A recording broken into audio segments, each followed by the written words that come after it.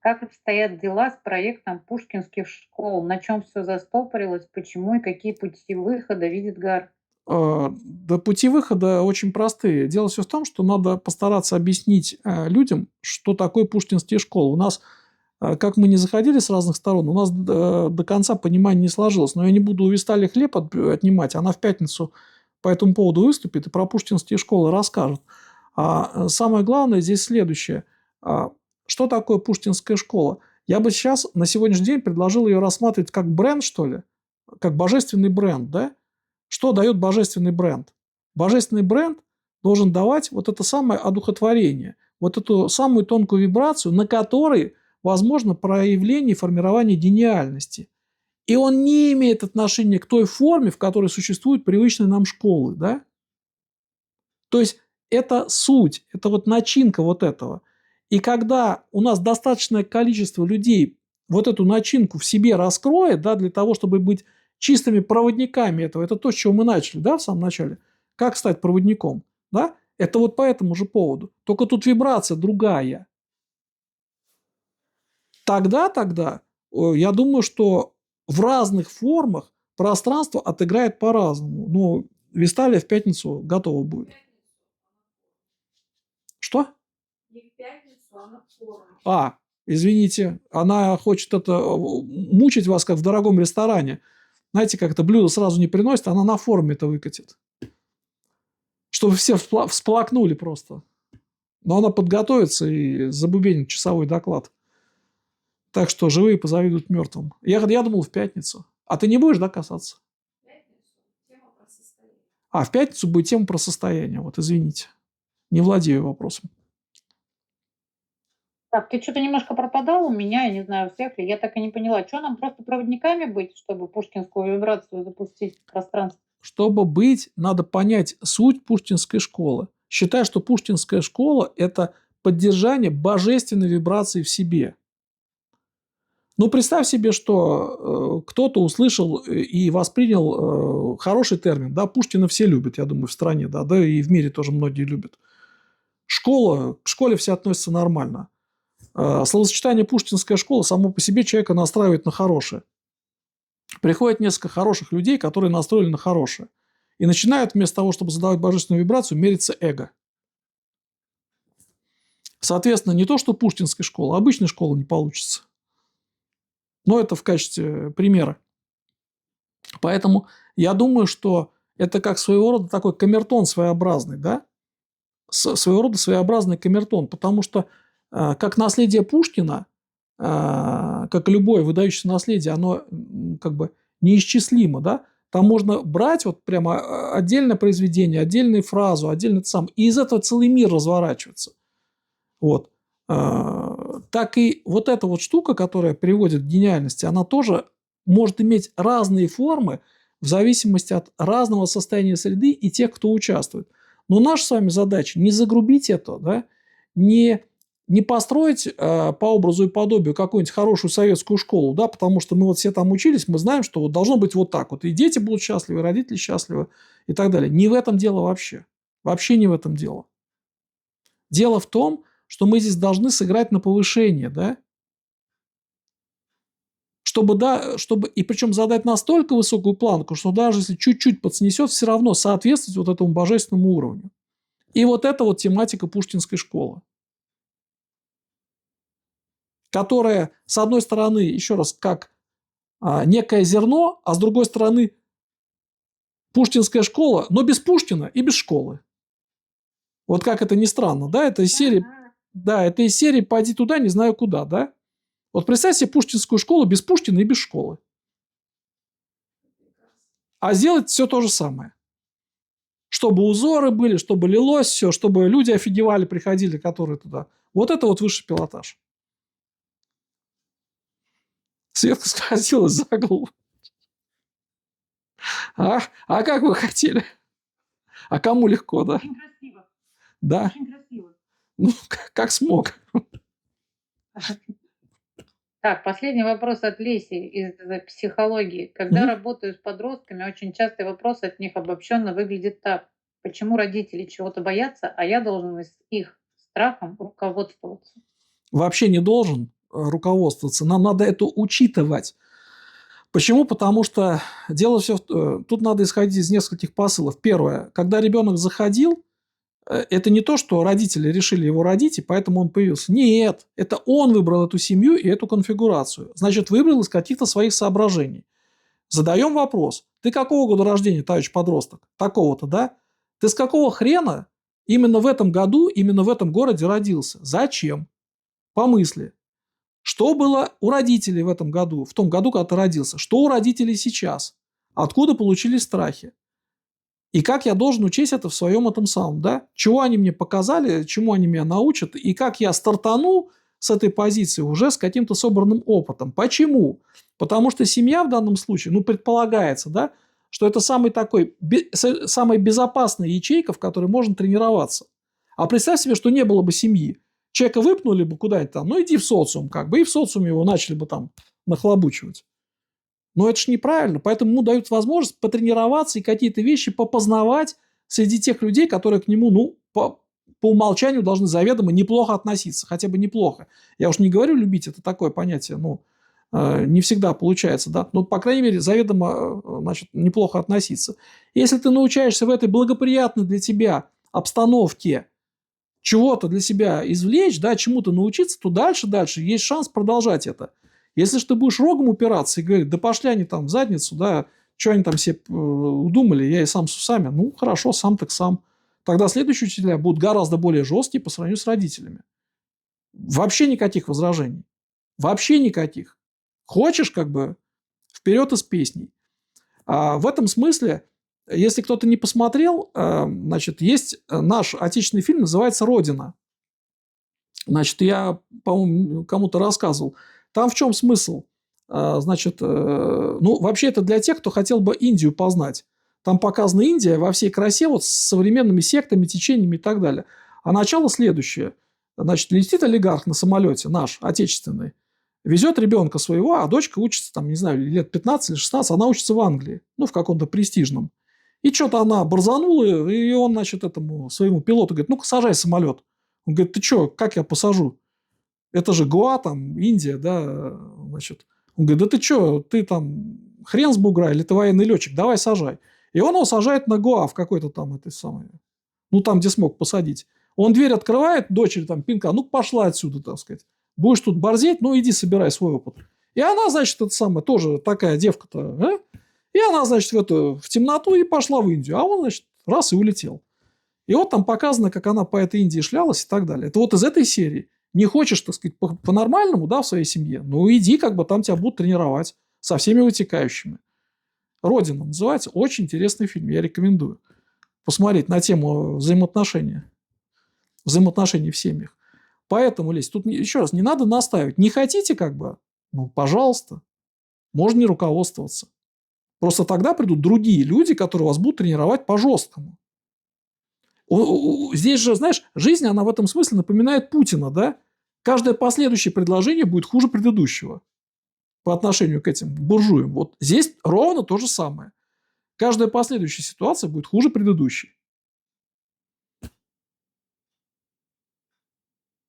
Вопросы закончились. Если есть или что-то возникло, можем задать. Да, давайте, если что-то еще, я расскажу, что знаю. Или достаточно попереваривать? Можно вопрос? Мой вопрос просто пропустили. Давай, Оль. Про мирный акт. Так. Спросить, вот как в обычной жизни это применяется через углубление? Ты сейчас про человека говоришь? Про химию. Оля химией занимается. Слушай, ну, как это применяется? Это очень просто применяется. Смотри, у нас есть так называемые термоядерные реакции, да? Эти термоядерные реакции, они могут носить разный характер. Но задача состоит в том, чтобы научиться, так как энергия там бешеная, которая высвобождается, да, надо, чтобы при высвобождении, при любых реакциях, эта энергия не разнесла все, что есть вокруг. Потому что так, собственно говоря, пала Атлантида, да. Применительно к человеку это то же самое. У каждого здесь вот есть вот в сердце, да, точно такой же аналог вот этого реактора, который тоже можно запустить и который будет генерировать, значит, ну, какие-то неисчислимое количество энергии. Можно это описывать с позиции физики, можно с позиции химии, да, можно, значит, но все равно это через углубление. Почему? Потому что там нет предела. В конечном итоге это можно привести к тому, что звезда там вспыхнет, да, вот отсюда. Так вот, задача состоит в том, чтобы это было вплетено в общий узор и не нарушало общую гармонию. Вот об этом и есть, значит, вот эта вот тема, связанная с углублением. Почему? Потому что когда мы исходим из следующего, то есть можно двигаться вовне, да, а можно двигаться внутрь себя, вглубь. Когда ты движешься внутрь себя вглубь, ты никому причинить вреда не можешь, потому что ты из глубины это все дело делаешь, и оно более-менее упорядоченный характер, значит, носит. Когда ты движешься вовне, то ты волей-неволей будешь сталкиваться с тем, что уже присутствует в этом внешнем пространстве. И тут, возможно, разные коллизии. Так вот, здесь мы предлагаем двигаться путем углубления, то есть идем вовнутрь. А там дальше может из этого разворачиваться разное.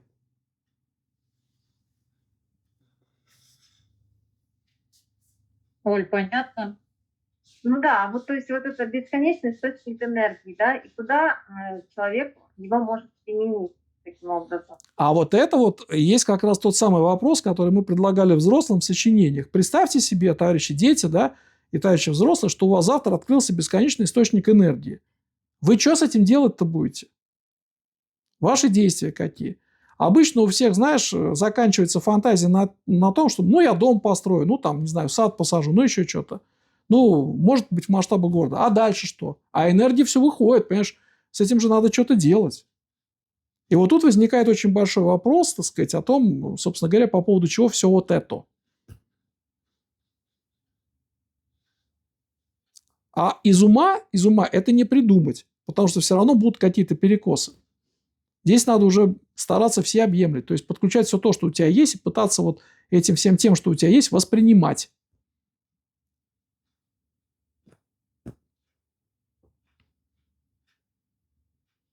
Оль, все?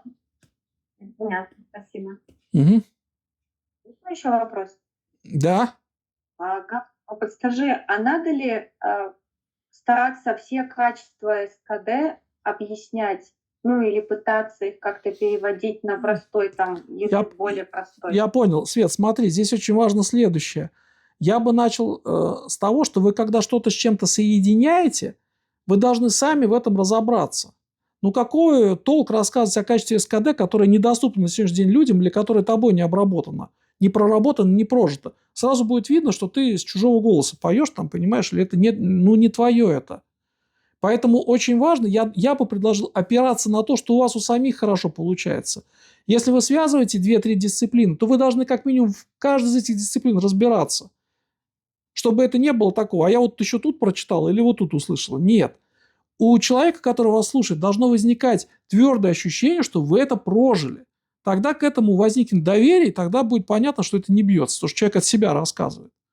И я думаю, что вы и сами, когда смотрите на людей, видите, кто прожил это дело, а кто просто, так сказать, заучил те или иные другие термины, да, и пытается ими оперировать.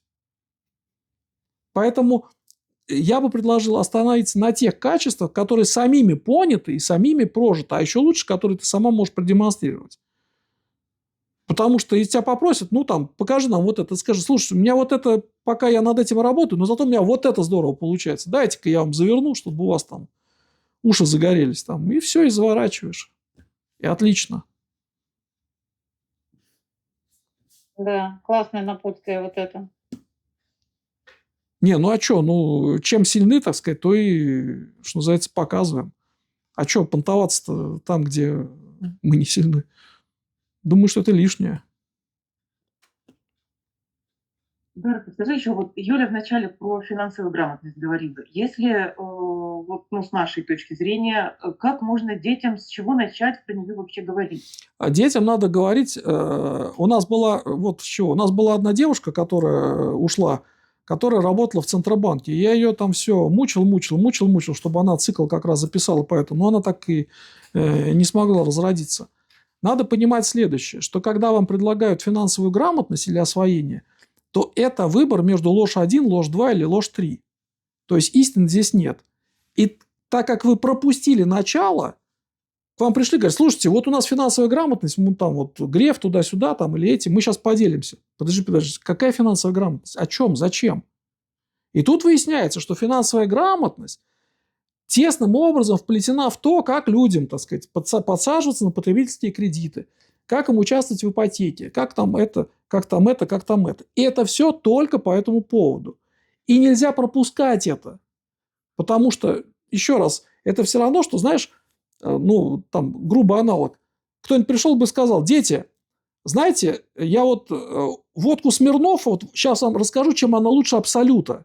Вот прямо будете разбираться, и все таки да, расскажите. А никто в голову-то не это самое, что водка это вообще не надо. Точно так же, как и финансовая грамотность. Она в этом смысле не нужна, потому что любые игры с финансовой системой, они в конечном итоге закабаляют человека. И детям надо объяснять только это. О том, что, дорогие ребята, значит, вы имейте в виду, сейчас всех подсадили на карточки, да? Карточку всучают каждому, так сказать, делают это бесплатно, дают льготные периоды и так далее. Зачем? Для того, чтобы как можно больше погрузить человека, так сказать, даже с его всеми наработками, навыками, умениями в потребителя, да? То есть из вас таким образом делают потребителей, как бы. Значит ли это, что надо, как один там наш знакомый, изрезать свой паспорт и сломать карточку и, так сказать, уйти в лес? Нет, не значит. Это значит, что этим можно пользоваться, но именно как расчетным средством, а не жить, так сказать, и не держать руку на пульсе, а где у нас там сегодня скидки, а какой у нас там кэшбэк, и, значит, и что мы с этим будем делать, и как мы накопим, и где мы разместим радостно. То есть это все, так сказать, ложь. И поэтому тут вопрос не в финансовой грамотности, а в общей грамотности о том, а общая грамотность – это, по сути, в нашем понимании, это здравомыслие, да? То есть о том, как же все-таки нам стать здравомыслящим человеком, чтобы вас было не объегорить. Иначе вы рано или поздно станете заложниками. И даже ойкнуть не успеете, как уже раз, так сказать, и подсели на какую-нибудь ипотеку лет на 25. Когда у вас стоимость квартиры становится двойной. Или там еще что-нибудь. Ну и так далее и тому подобное. То есть я думаю, что любой человек, который, значит, наблюдал всю вот эту вот систему заведения, да, он в состоянии ответить на любой вопрос ребенка, значит, о том, как и что. Но общий подход должен быть следующий. Имейте в виду, что это точно такая же паразитическая система, как алкоголь, наркотики и так далее. Гораздо хуже, чем. И, значит, имейте в виду, что система не оставит вас в покое. И что система не оставит вас в покое, да? Что вам будут постоянно предлагать такого рода документы. То одни, то другие. То здесь деривативы, то здесь вот эти вот штуки. То давайте поиграем на бирже, а давайте мы вас научим, как правильно размещать свободные деньги и так далее и тому подобное. Система не успокоится, потому что им нужен ресурс. Сначала финансовый ресурс, а потом, так как вы вынуждены будете держать там внимание, да, чтобы не пропустить там дату платежа, чтобы посмотреть, а где там выгода больше, а где это самое. Поэтому вы просто становитесь заложником. Но вам про это никто не рассказывает. Вот и все. А деньги тогда вообще как закрепить? Когда начинается, у них в начальной школе начинается интерес к зарабатыванию. Как вот это развернуть? Интерес к зарабатыванию, значит, это в этом нет, скажем так, ничего зазорного. Да, пусть они попробуют, посмотрят, значит, как деньги достаются. У меня ребенок сходил первый раз, рассказывал, когда этот самый, значит, паспорт получил, да, вот пошел в Озон, поработал. 7 часов, как бы там, такое еще сомнительное удовольствие. За 7 часов заработал 4000 рублей, как бы. Ну, понял, что такое деньги, как они, значит, в принципе, что они не на деревьях растут. Вот. А, значит, зарабатывать как таковой. Это нормально, но тут я бы адресовал к нашей замечательной этой республике Шкит. Помнишь, да, там вот, что не надо брать, как бы, не надо рантье выступать и наживаться на, так сказать, своих. Я, например, вот тут вот недалеко мы проезжали, там дети, например, стоят, вот они торгуют домашним лимонадом, который сами сделал. Но это нормально, да, там жарко, так сказать, пить хочется. Вот. А просто, так сказать, дать своему в рост, как этот благонамеренный еврей, для того, чтобы потом эту мзду получить, но это не наш метод. Я считаю, что этим не надо увлекаться. То есть в этом нет, так сказать, ничего такого. Там, можете машины идти мыть, можете еще что-то, но просто культ из этого делать не надо. Потому что деньги, можно им показать, что деньги никого еще не сделали счастливым. Пусть можно, там, не надо далеко ходить за примерами. Откройте список Forbes, посмотрите там 20 первых портретов наших там самых главных миллиардеров. Найдите среди них счастливые, молодые, улыбающиеся лица. Дети пусть найдут. Хоть одного. Там же на всех без слез не взглянешь. Ничего личного, как говорится.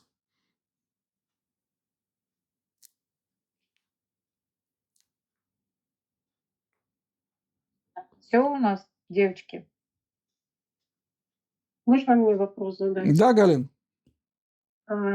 Значит, вот в книге «Дети» я прочитала, что рекомендация для развития гениальности детей это изучение теории решения изобретательских задач. Угу.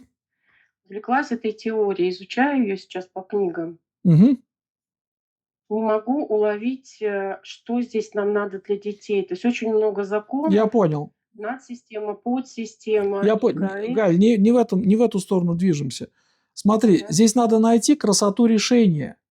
Потому что такое ТРИС как таковой, да? ТРИС как таковой – это нестандартный подход. Если ребенок может применить нестандартный подход, или ты ему показала на каком-то примере, на одном, на втором, на третьем, то он научается решать задачи нетривиально. И это ему поможет по жизни. Потому что искусственный интеллект, что система, она привыкла к линейному лобовому решению. Еще раз, для них недоступно, что такое, пойди туда, не знаю куда. Недоступно. А русский человек знает, что с этим делать. Понимаешь? То есть не форму, да, не форму, а ищи красоту. Ищи красоту решений. Это может быть не обязательно в ТРИЗе. Если есть доступ, я просто не знаю, сейчас есть в свободном доступе, раньше иногда появлялось, например, задачи, которые предлагаются олимпиадникам по математике вместе с решениями, да. Там ребята иногда предлагали красивейшие решения, которые лежали вообще за рамками, скажем так, классической теории. Я не знаю, куда это все вышло, но раньше такие вещи можно было достать. Вот если есть у кого-то возможность где-то тиснуть, то поделитесь с другими. Ищите красоту. Ищите, потому что наша тема – нестандартный подход. Под красотой тогда что считают? А нестандартный подход? Да, под красотой считаем, Галь, нестандартный подход, что все такие: вау, там, ёшкин кот, ну нифига себе. Вот это называется под красотой. Угу. Ну, вектор понятен. Угу. Спасибо. Усё? Вроде да. Спасибо тебе большое. Да мне-то за что? Вам спасибо. Давайте я вас вдохновлю. Смотрите, значит, знаете, в чем тема? Так как мы по пушкинским школам договорились, что это не Пушкин и не школа, да? Знаете, в чем тема? Тема в незаметном, рутинном, никому не нужном труде, который вы осуществляете. На самом деле он нужен мирозданию. И поэтому, значит, еще раз, памятник нам при жизни не поставят. К этому надо нормально относиться. Но я надеюсь, что нас станет больше.